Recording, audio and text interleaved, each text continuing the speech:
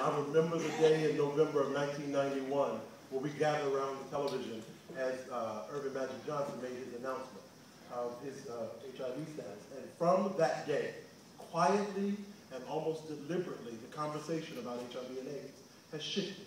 The pictures changed, and we didn't have to talk anymore about hospice visits and hospitals. We got to see a tall, brown man who we wondered if he was on the down low for a minute. Don't act like you didn't. And then once he didn't die, because AIDS had a cycle when we first went through this, journey in the 80s, and we saw hulking men become, bones and skin and soon pass away.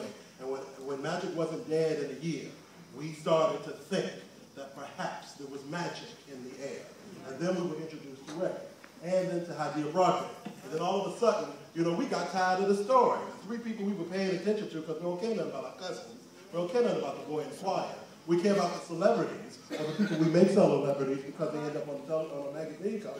And when they didn't die, the conversation died.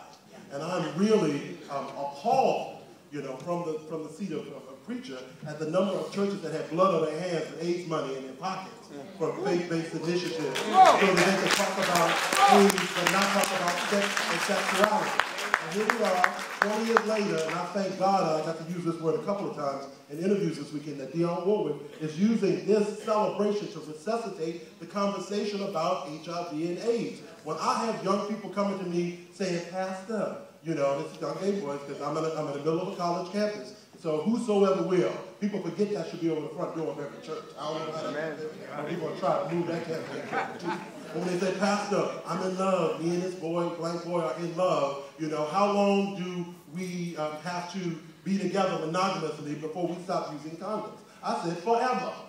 Because until we can figure out what it is about this particular penis and this particular anus that somehow gives birth to the HIV AIDS, until we can figure out how come this vagina and this penis, until we know these facts, the sexual lives of us in America have changed. And we have to begin to deal with that. And here comes a shocking statement from the pastor. We have to get off our asses and do something. And when I talk about getting off your ass and doing something, I'm going to be very scriptural for y'all, because when he rode into Galilee, Jesus intentionally rode in on a slow-moving thing. He said, bring me an ass so that the people who've been waiting for the Savior can see him.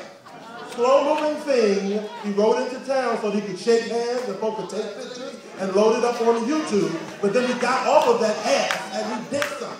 And now it's a clarion call to every preacher and every loving mama and every big mama and every friend to have a conversation with our kids again. I wanted to slap the taste out of my son's mouth when he brought home the news that his girlfriend was pregnant. And I said, son, how is this possible? How did this happen when we have the conversation all the time and there are condoms all over the house? He said, Dad, they told me that people who love each other don't have to use condoms. And that's some church talk. They're making gay sex abominable and making it seem like these people were in the cut and in the dark doing stuff. But our kids are only hearing that Magic is still alive, that Ray is still alive, that Hadia is still alive, and them sissies over there on the other side of town are doing something that we no longer have to talk about. And so all of the numbers are going up, and I have to sit my son down and say, son, do I pay the rent with a condom on? No.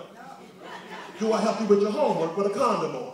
No. Because condoms have nothing to do with love. They have to do with protection.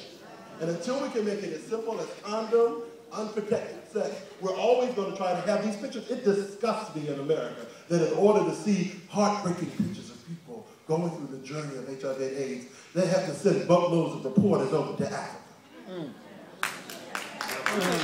Because in America, when they want to talk to Ray now, they only want to see the pretty Ray. Ray can't send that picture from the restaurant. She can't send that to Essence. They don't want to see that. They don't want to see the days when Hadia is not doing well. We don't want to see the days when Magic's not doing well.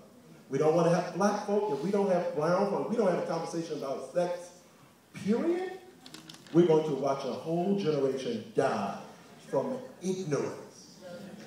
What profit us? What profit us to gain the whole world, blend out in 5 African-American networks if we lose the soul of our people? And we've done so because we are a slow-moving thing that gets really bored with a long-term conversation. Let me take what Kevin said and go to